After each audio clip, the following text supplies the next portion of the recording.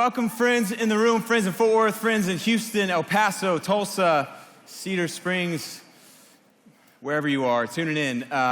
We are continuing this series, Vice and Virtue. I'm going to start with a story that will give us some direction for where we're going. A few years ago, at something we call staff prayer, once a week, our staff at Watermark, a couple hundred of us get together and meet Tuesdays. And it's usually almost exclusively staff, and every once in a while, someone who has a relationship with a member on staff will get invited to be a part of it. And so there was a guy who was a missionary in Russia who had been there for the last 8 years. He was formerly in Dallas, had some connections and relationships with people on our staff, and he was back visiting. And so he came and joined us for staff prayer. And so we're sitting around in this circle, and he's sharing about what God is up to in Russia.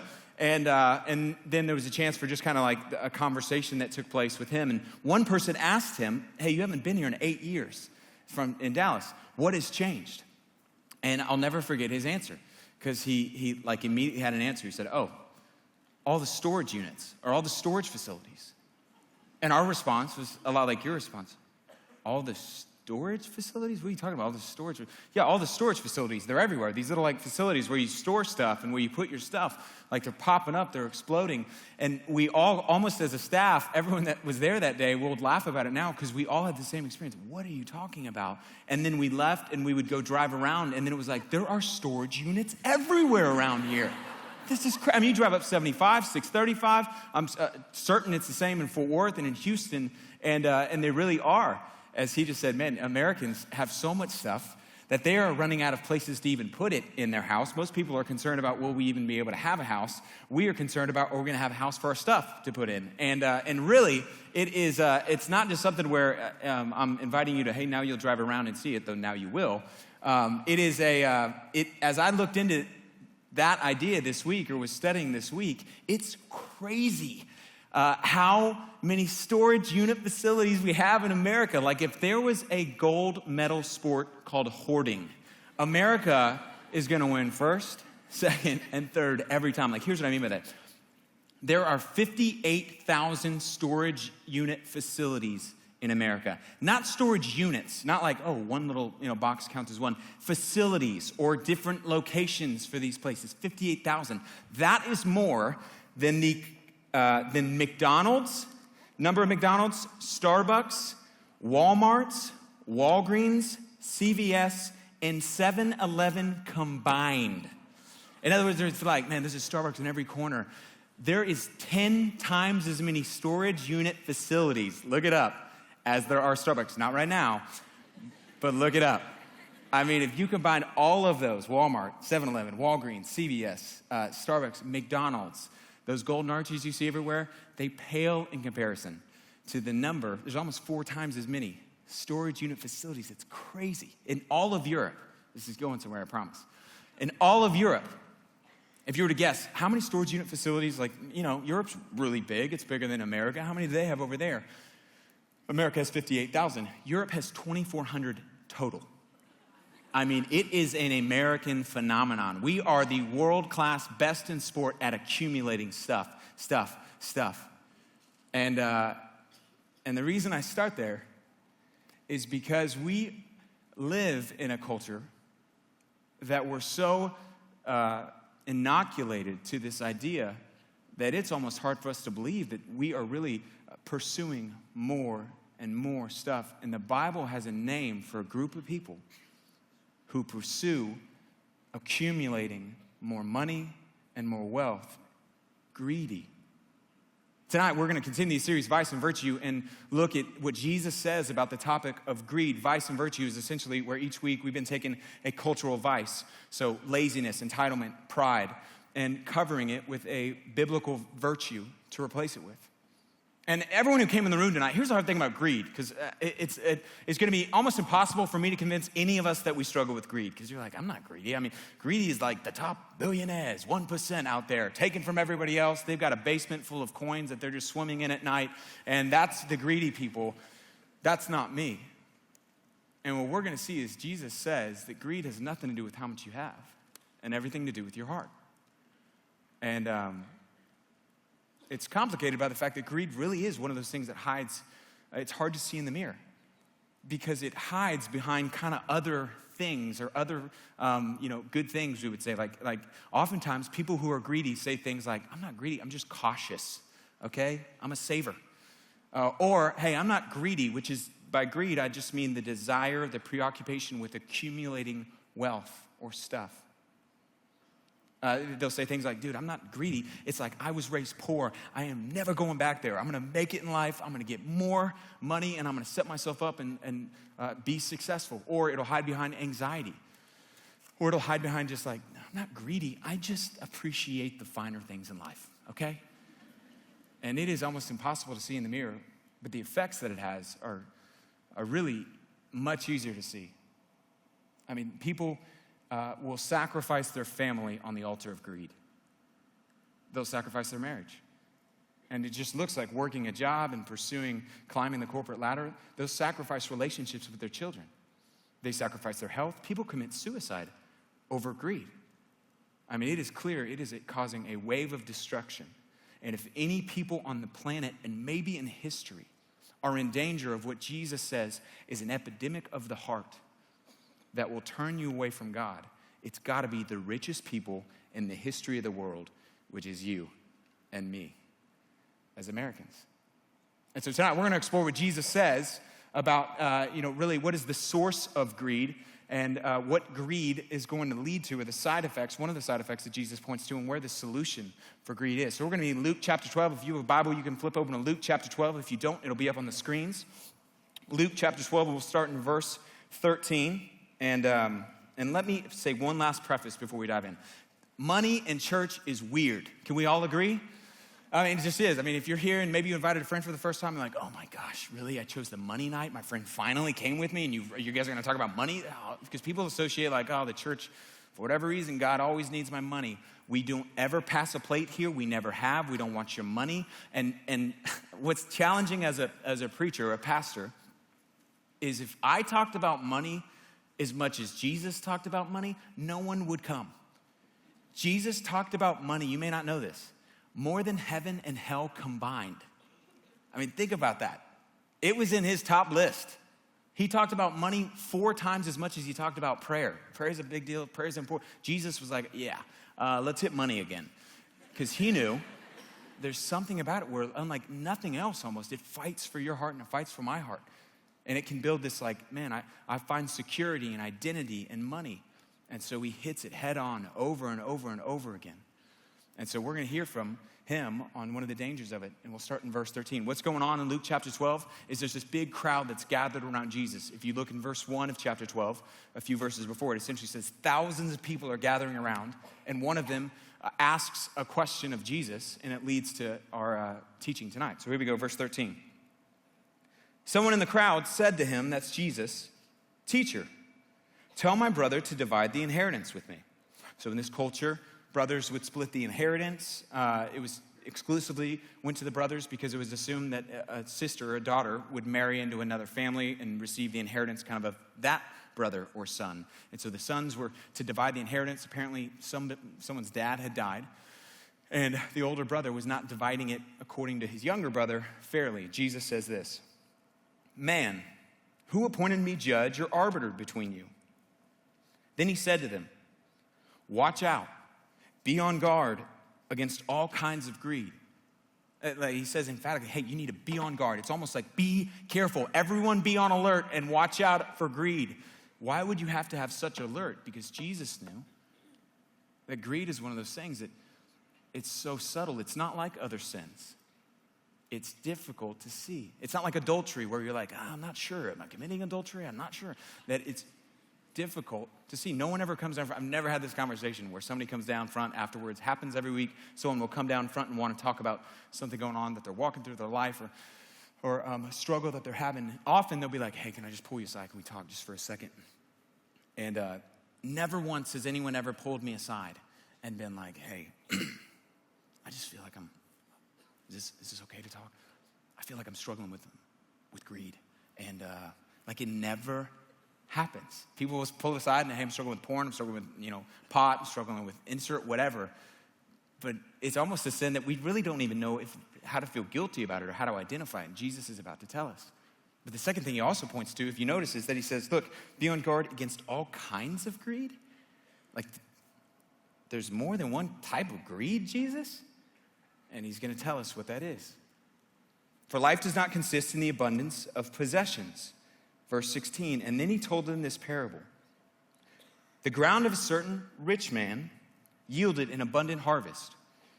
He thought to himself, what shall I do? I have no place to store my crops.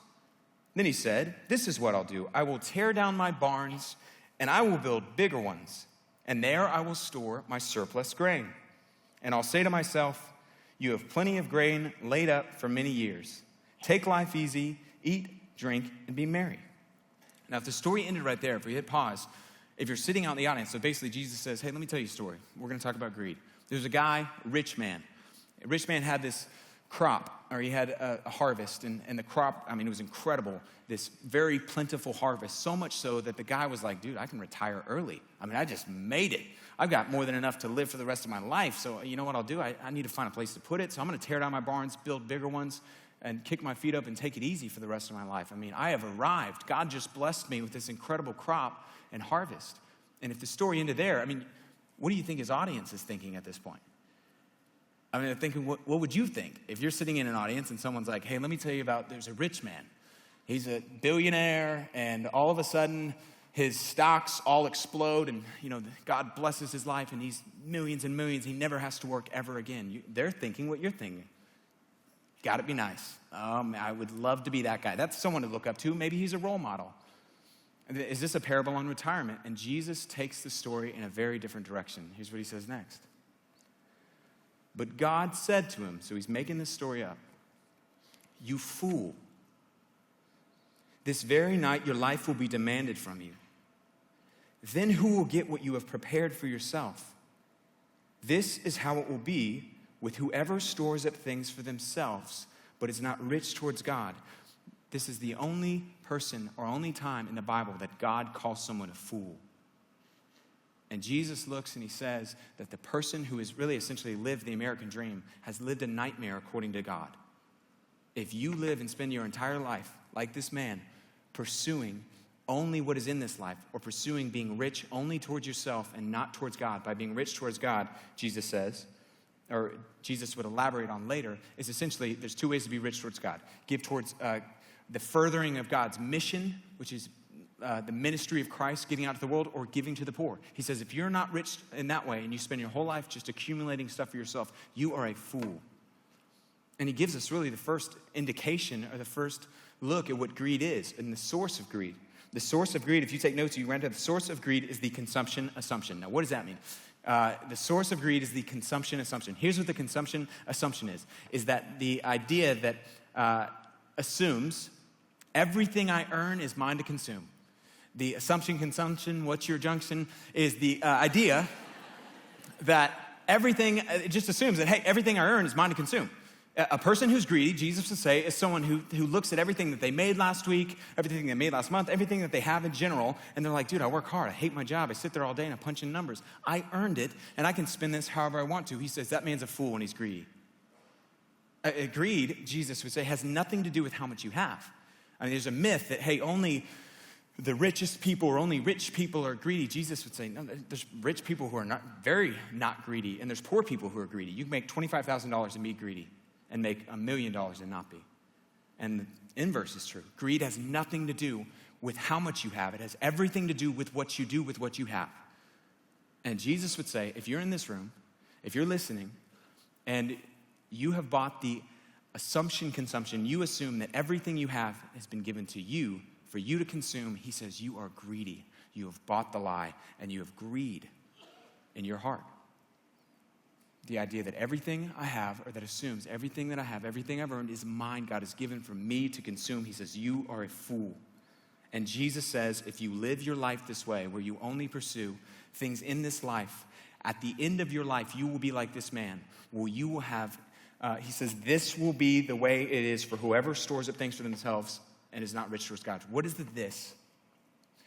The this is that at the end of your life, if you live this way, you will experience what he experienced. Total loss. You lose everything If at the end of this life, all that you've ever spent your life devoting is accumulating and accumulating stuff, at the end of this life, you lose everything. Total. It's kind of like, yeah, duh. At the end of this life, if all you have to show is what you did in this life, you never are rich towards God, you never give towards others, you have experienced total loss. Steve Jobs, when Steve Jobs died, he left the exact same amount as everyone else who died any time around him. Everyone else who died that same day, everyone else who died around him, which is everything. And Jesus says, if you spend this life pursuing getting stuff in this life, you're a fool if you do that exclusively.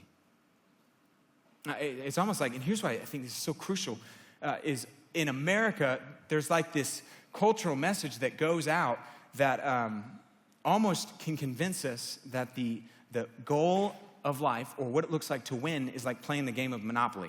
Like, you know how there's multiple types of games when you play games, and certain games are all about, hey, how much can you acquire? The game of Monopoly, the game of Risk. It's about like, hey, spinning the game, the way you win the game, or at the end of the game, the biggest winner is the one who's accumulated and acquired the most stuff. Then there's other types of games where the goal of the game or the objective is not to acquire the most stuff and, you know, go around twice and pass go. The objective of the game is to get rid of whatever cards or whatever, tokens that you have, and whoever has given away the most at the end of the game is the one who wins, or whoever is holding on to the most is the one who loses. Like, we all know these games. Uno, Speed, BS, Go Fish, insert whatever you want in the blank, where the objective of the game, in other words, Uno, if you're playing Uno, does anyone play Uno anymore? If you're playing Uno, is like you want to get rid of your cards. You're not like, oh, I'm taking these and I'm taking these and I'm taking. If you do that, you're like, yeah, you're losing. You don't understand the game. The objective is, hey, I want to get rid of the cards that I have. Jesus says the Christian life is a whole lot more like Uno than it is Monopoly. And if you spend your life and I spend my life just chasing, accumulating stuff, the goal is to get rid of it. If you are holding things at the end of this life, it's just wasted potential, he would say. And he looked at this man and he said, you're a fool. And then he goes from the source of greed, which is bought the lie that everything that God has given me is mine. Like in the last month, when you look at the way that you've used everything that God has given you, your income, your whatever your story is, whatever he's put in your hands, have you used it exclusively for yourself, or have you been rich towards God? If you haven't, he would say, there's a good chance you're greedy. And it's hard to see. But that's what it looks like. And then he goes to what greedy leads to, or greediness leads to, in the next passage. Here's what he says. Then Jesus said to his disciples. So then he turns from the crowd where he's telling this story, and then he just looks at his 12 boys. Therefore I tell you, do not worry about your life, what you will eat, or about your body, what you will wear. For life is more than food, and body more than clothes. Consider the ravens. They do not sow or reap. They have no storeroom or barn, and yet God feeds them. Are you not much more valuable than birds? Who of you, by worrying, can add a single hour to your life? Since you cannot do this very little thing, why do you worry about the rest? Consider the wildflowers and how they grow. They don't labor or spin. Yet I tell you, not even Solomon in all of his splendor was dressed like one of these. If that's how God clothes the grass of the field, which is here today, and tomorrow is thrown in the fire, how much more will he clothe you, O you of little faith? And do not set your heart on what you will eat or drink, or don't worry about it. For the pagan world runs after all such things, and your Father knows that you need them, but seek his kingdom first. And these things will all be given to you as well. It almost seems like, man, did Jesus just change the subject on us? And it's clear that he doesn't if you read back through the text. He goes from greed and the idea of here's what greediness looks like. Here's the source. It's the consumption assumption. Hey, whatever I have is mine to consume. And he says, therefore, do not worry about your life. He immediately draws a connection between the idea of greed and worry. I mean, which honestly makes sense when you think about it, because there is a connection between greed and worry. Greed is the idea that I may not have enough. Worry, especially financial worry, is the idea that I'm worried I will not have enough. And Jesus says, I just want to invite you to a place where you could experience, in seeking my kingdom first, freedom from financial worry. I want you to know that there is a relationship between the greed that you have and between worry, and I want to invite you to a place where you can experience freedom from financial worry. Because here's what I know about you, because I know it about me, and I know it really, just because study after study shows it, one of the top things that people in general are worried about is money.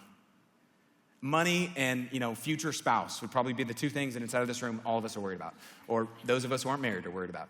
And Jesus says, hey, I just want you to know when it comes to the topic of greed, there's a freedom from greed and a freedom from worry that you can experience if you will learn to put or prioritize my kingdom first, my kingdom above your kingdom.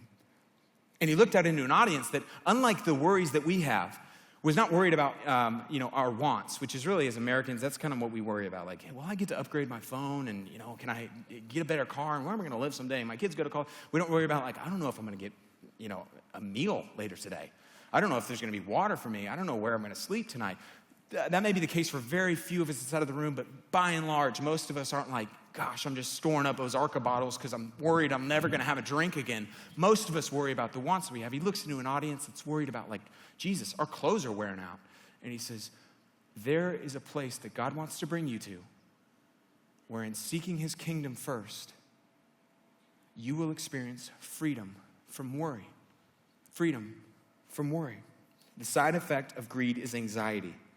The second point that we have tonight that Jesus leads us to in his teaching is that there's a side effect that comes from greed, and it is anxiety. And here's how I think, generally speaking, anxiety plays out for most of us inside of our life. Is for those of us who are financially anxious, because it is related to our wants, and I think there's legitimately people who are financially anxious inside of the room, it generally happens, here's the road that we experience anxiety on, is that you make a certain amount of money, you make $40,000, you make $80,000, you make $50,000, whatever it is. And regardless of kind of how much you make, the line that you draw for your spending is right up and sometimes even right above whatever salary that you make or whatever I make. I mean, it just goes without saying, the average American kind of does this, where, hey, if I make $50,000, I end up spending almost exactly up to $50,000. And so, of course, I have anxiety because it's an anxiety-filled place to live at the limit of my money. And Jesus says, if you allow greed or excessive consumption, because again, I think there's resistance to being like, dude, I'm not greedy. If you are someone who is spending every single dollar that you have that's coming into your hands, you are someone that Jesus would say is being driven by excessive consumption. And of course, you're going to experience anxiety. And if you will learn to seek my kingdom first, you will have less anxiety. And I think, let's just talk real. Inside of the room right now, the emotional response to this is, dude, are you kidding me? We're talking about money right now, and you're telling me I need to put God first and be rich towards God, and give towards his kingdom and seek his kingdom first, and I am barely making it. That sounds great for you up there, preacher boy, but pretty much all this is going in this year and out this year, and I'm like, really? You got God wants my money again, and the church, what? This place feels pretty nice, and I'm barely making it.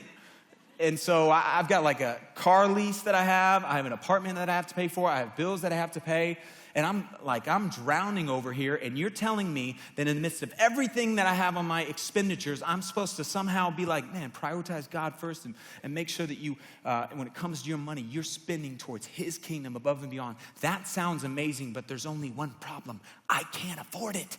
And so if you will just talk to God, or maybe God, you can just hear me now, and you'll give me more money, I would love to be generous towards you and to your kingdom. I would love to give you money and seek your kingdom first and prioritize it above mine. But right now, I just can't do it because I don't have enough money. And Jesus would say, the problem is, and you're not going to believe me, that it's not a lack of money. It's not that you need more money. It's that you have to put his kingdom first. And the truth and reality, even, study after study shows, if you were to get more money, you're like, hey, I make 50 grand. If I made 70 grand, I would love to be generous towards God and put his kingdom first. Study after study shows that whenever someone goes from 50 to 70, their lifestyle just moves up with it. It's almost like this. Here would be the illustration that may help bring some clarity to it. Whenever it comes to our spending, let's say this is our income. So whatever your income is, if it's $20,000, $50,000, let's say it's $30,000. Generally speaking, when it comes to what we're using our income towards, and if we have over here, it's things for ourselves. This would be your rent. This would be your cell phone. This would be a combination kind of needs and of let's just be honest, wants. This is like, hey, I have a car. I have insurance to pay for. This is I got in a wreck last week, and I just have all these different things that I'm mounting up, and I'm trying to pay for them. This is my Netflix subscription. This is insert any of those things that don't fill in giving towards God and his kingdom. And so really, when it comes to our income, the reality is most of us feel like, dude, I'm doing everything I can, and it's overflowing right now. Like, I'm not just drowning in my own income. I'm reaching into the future. I'm not just drowning in trying to make ends meet with the income that I have. Like, I have $3,000 in credit card debt. I don't have enough, and you're coming over here, and if this represents God, and you're like, dude, you should really try to jam those in there a little bit more. It's just not gonna happen, okay? And what Jesus is saying is that if you will learn to prioritize my kingdom first. What do I mean by that? Do I just mean, hey, if you will tithe and have an automatic withdrawal, then all of your money problems are gonna go away? No. If you will learn how to prioritize my kingdom first, it's going to shape everything that you put or every other part of the income that you use. So whenever your life posture is, hey, God, at the end of the day, my life is here to seek your kingdom first, not my kingdom. My life, my money, everything is for your kingdom. Jesus says when you begin to live that way, begin to think that way, begin to use your money that way, something begins to change. And it will then become a filter that the posture of your life and your heart, because you're like, I'm here. And again, I'm not saying tithe. And I'm not saying, hey, if you give, all your money problems are going away. What I'm saying is Jesus is saying, if you begin to seek my kingdom first, you will have less anxiety because you will not spend all the way up to the limit. And I'm not saying if you tithe, you won't spend all the way to the limit. There's plenty of people who tithe who are terrible with money and max out their credit cards every single month. People who begin to say, God, everything I have is yours. And so I'm seeing through the filter of your kingdom come. I'm seeking your kingdom with my life. And so every decision as it relates to what purse I'm gonna buy, what car I'm gonna drive, where I'm gonna live, everything's gonna be touched and impacted by the fact that above everything else, I'm here to seek your kingdom. And that may look like you giving $1, $1 million. I don't know what that's gonna look like, but if you can come to a place where you truly, Jesus says, do that, you'll have less anxiety. You'll have less worry. You'll have more money and more margin. And you will experience freedom from greed. Or you can live like everyone else does, and you will max yourself out, and you live in a culture that is trying to get you to max out. I mean, think about the credit card industry, where they're like, hey, let's reach into June and get it on loan, and you can use the money, you're good for it, right?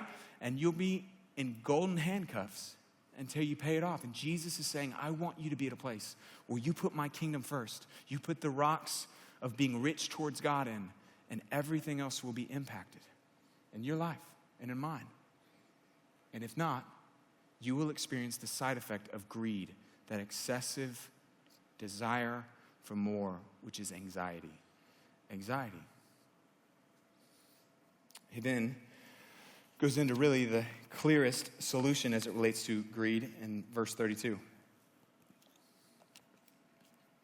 Do not be afraid, little flock. Oh, it's just funny. What are we, pastor? For your Father has been pleased to give you the kingdom.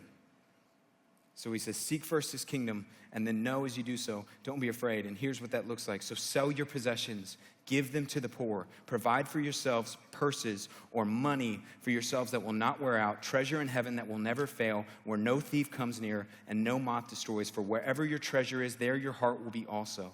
Jesus says that greed ultimately can be resolved and is resolved. There is a solution for it, but it comes whenever you begin to generously give towards God's kingdom. Something happens in your heart. Your heart begins to shift. He just said, hey, wherever your treasure is, your heart's going to be there also. We live in a culture that says put your money where your mouth is. Jesus says you will put your money where your heart is, and your heart will shift. There's something where greed begins to be remedied, and a solution is given for greed whenever you begin to give and be rich towards God. Our third idea from this text is the solution to greed is storing in eternity. Jesus just said, hey, look, I'm telling you, the God who is there in heaven wants to give to anyone who will trust him. Anyone who's willing to invest in his kingdom, he wants to generously give it to you, little flock. And so invest, sell your stuff, give it to the poor, give towards God's kingdom, and store up for yourselves treasure that will never fade, that will never wear out. It's the safest place you can use and invest any money that you have, he says to his crowd. And he would say to you, and he would say to me. Essentially, Jesus is given like insider trading information. In this life, you go to jail for it. Jesus is saying, in the next, it's A-okay, and I'm telling you, you want to go all in with your money. Here's why I think most of us don't. Most of us don't really like radically give or have a posture of like, dude, whatever I have, even if I don't have very much right now, I made $1,000 this month, but I want to make sure that I'm investing something in eternity. At the end of the day, the reason why we don't is not because we don't have enough money. And that's kind of like the felt need or the smoke screen we hide behind. The reason why we don't is faith. I mean, that's the reason why I don't. Like if I really believe, like Jesus, anything you tell me, like any dollar that I give, anything that I sacrifice for your kingdom, there's going to be an eternal reward that awaits me forever and ever. I mean, if that really gripped and I was without any doubt convinced of it, how would that change the way that I spend? I'm a pastor. And Jesus says, man, the more you begin to believe that, the more it's going to change and shape. Because if you will come to really grasping that, you will understand that it is the safest place that you can put your money. Here's why I know that it's a moment of faith. I mean, think about, let me use a dumb illustration. So most likely, if you're in this room, you've heard about Bitcoin. Bitcoin, anyone know what Bitcoin is? Okay, Bitcoin, apparently I'm the only one. So let me educate everybody.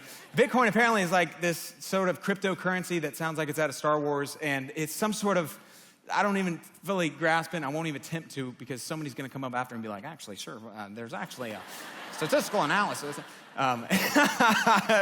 Anyways, okay, so Bitcoin is somehow this cryptocurrency, or people think, oh man, this could be a currency of the future. It's a one world currency. I don't personally own any Bitcoin. This is not a sponsorship ploy. It is this money or sense of currency that some people think, oh man, this is the future. You should invest in this. It's going to explode. It's the future of money.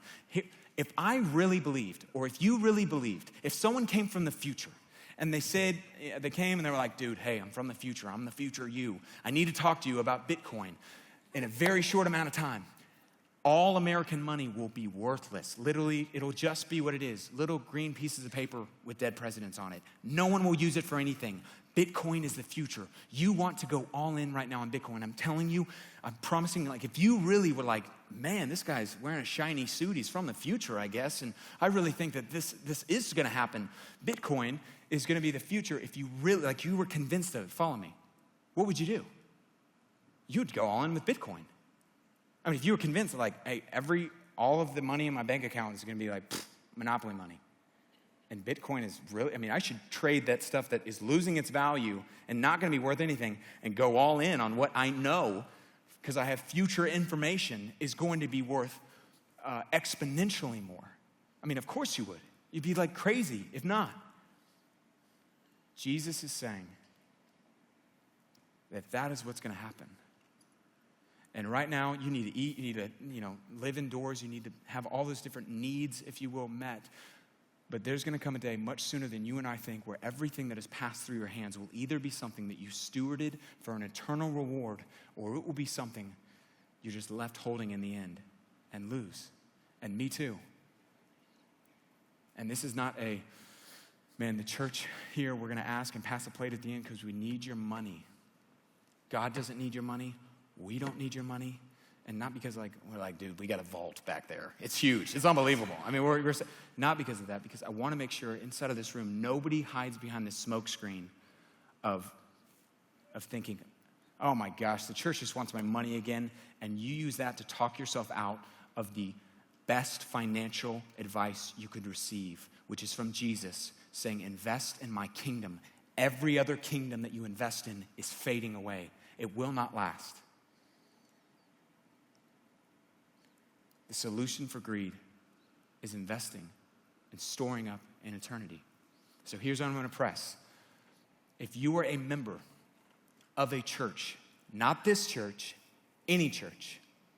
If you are a member, you're all in. I'm not talking to non-believers. I'm not talking to people who are like, still trying to figure out the faith thing or just starting to take steps in that direction. If you are a member of a church, you should be giving regularly somewhere to Christ's kingdom. You should be giving somewhere. Whatever home church you're at, I'm not telling you to give it here. If you go to another church, you should give to that church. That all of us, if you're a follower of Christ and you're all in with Jesus, you should be connected to a local body and you should be contributing there or contributing to Christ's mission in some sense. So if you're like, can I give to a missionary? Sure, give to a missionary. Give to anything that's going to spread the mission of Christ. Or Jesus says you can give directly to the poor. That you and I should be regularly contributing and giving towards God's kingdom. What do I mean by regularly giving towards God's kingdom? With regularity. You should be giving towards God's kingdom. That means every 2 weeks, every week, whatever that looks like. Maybe it's annually, maybe it's quarterly. I don't know how that would work for you. But I know that as I was preparing this week, I felt a check because I don't think that I've waved this banner hard enough for young adults here. And I felt like I was not putting in front of them the best investment advice that they could ever have. Because I was like, man, I just don't have much money. I don't want to create insecurity and create people being like, oh, I guess church wants my money. And I needed to repent. Because it's not loving to you. It's not loving to anyone who claims the name of Jesus. To say, look, there's an eternal reward. Anything that you give in this life, anything that you sacrifice will be something that forever and ever and ever, Christ is saying, you'll be repaid 100-fold. I mean, that's crazy. And for me to hide behind like, oh, gosh, I just don't want to, give people the wrong impression is stupid and wrong on my part. And so you do with that whatever you want to. Jesus says, you invest in my kingdom, it's the only place that's safe. Bitcoin's not, the American dollar's not, whatever Apple stock, Bezos' stock, none of it is going to last. The only kingdom that will last is mine. And so if you are a believer, I want to not challenge or encourage you or guilt you. I want to give you like the best advice you're going to get. You should be investing in the only kingdom that lasts regularly. And so if you have a home church, I would incredibly encourage you. You should be investing in your home church. And Jesus says you will never regret it. How much should I be investing? I think the answer is probably, based on what I read, you tell me what you read. How much do you want to have in heaven? I mean, at the end of the day, is it dollar for dollar? I don't think so, because Jesus says with the widow's mite, hey, this woman who gave her one coin, she only had one, gave more than everybody else. And so there's something clearly Jesus says, like, dude, if you only have one coin, like you're in here like, I only have one coin. Jesus is like, dude, you should go all in, because you get 80 times more than any of the rest of us. And I'm so angry, I'm throwing my papers up here. You guys just talk amongst yourselves for a second here. This is going to be really good. So you should be given regularly.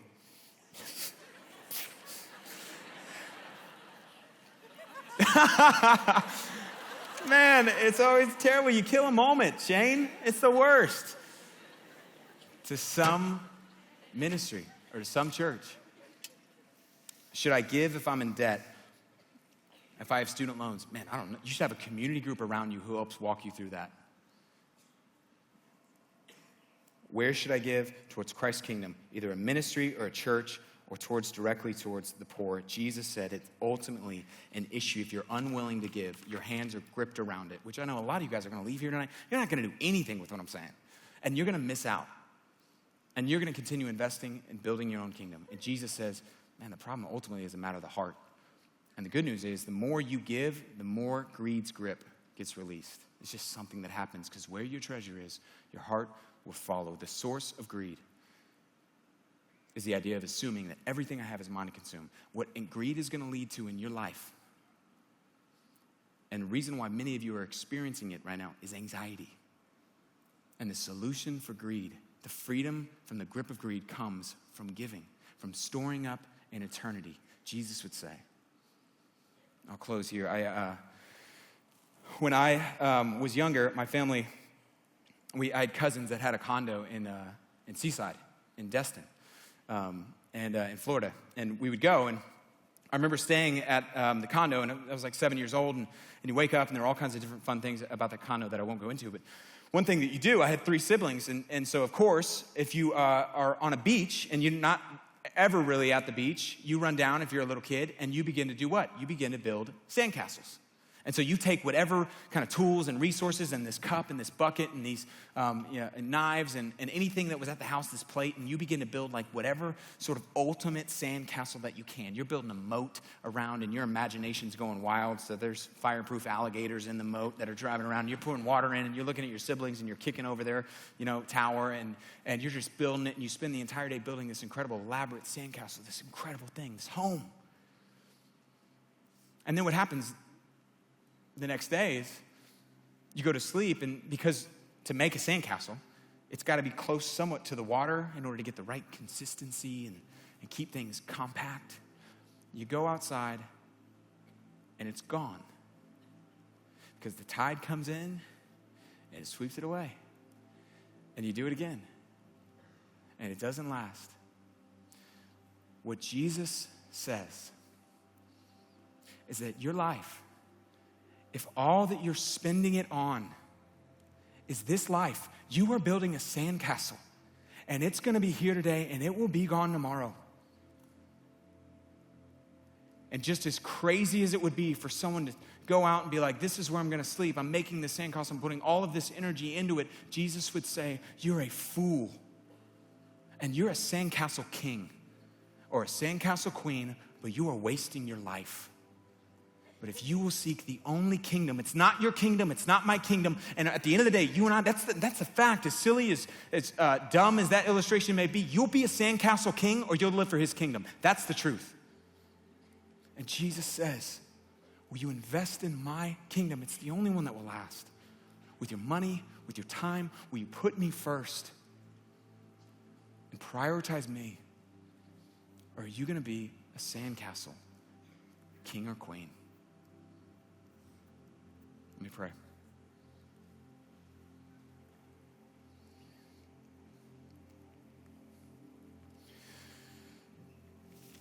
Father, I need your help as much as anyone in this room. I live in one of the most materialistic cities in our world. And every single day, I feel the tension and the lie and just the message fighting from my heart that I don't have enough. I need more. I need more stuff. I need more money. Like that would fix my problems. Would you help me, God, to not waste my life building sandcastles, building my own kingdom, consumed about where my kids are going to go to school, what house I'm going to live in, what kind of car I'm going to drive, how much I'm going to have in my 401k, how much I'm making, and not waste my life, God. And I sit before a room of young adults who honestly, many of them are wasting their life and they're running after any kingdom but yours. Or they're running after their own, let's be honest. And the same thing is fighting for my heart, Lord. Would you help that to not be the case today? But even if it isn't today, I'll run after my kingdom tomorrow. So God, we need your help, Lord. Would you please help us to see with an eternal perspective and store treasures in heaven and be radically generous, Lord. And trust that as you say, anything given for your kingdom will have eternal reward. And anything held on to will be eternal regret. Father, thank you for dying in our place, for giving your life, for being the God who was rich, who for our sake became poor. You are worthy of every dollar we make, everything that we do, every breath that we breathe, every song that we sing, and we worship you now in song. Amen.